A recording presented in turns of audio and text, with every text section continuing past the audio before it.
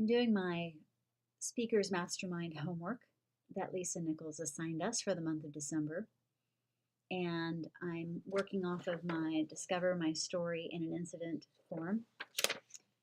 And here is the first incident. It was a childhood experience that made me feel powerless. It was 1979.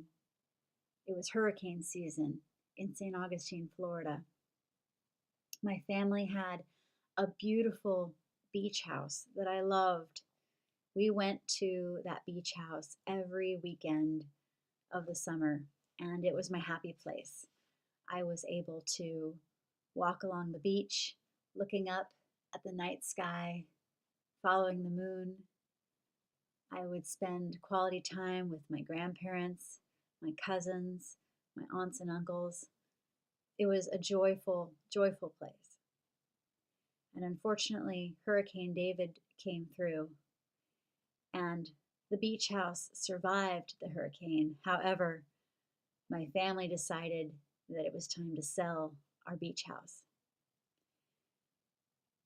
How I felt was so powerless. I was sad. I was pouty. I was 9 years old. I was so upset that my house, my beach house, was being sold and I had no say in the matter. And I resented my family for many years that they sold that beautiful, beautiful place of mine.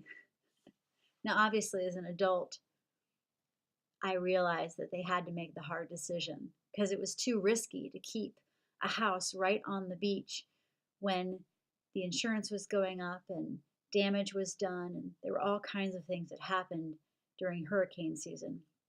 But in my 9-year-old mind, I was so upset and I felt betrayed that it was sold. It would make me want to find my own beach house that no one could ever take away from me. And it took me nearly 30 years later before I would move to Monterey, California, and finally move into my beach house. I just love living near the water. It's my happy place.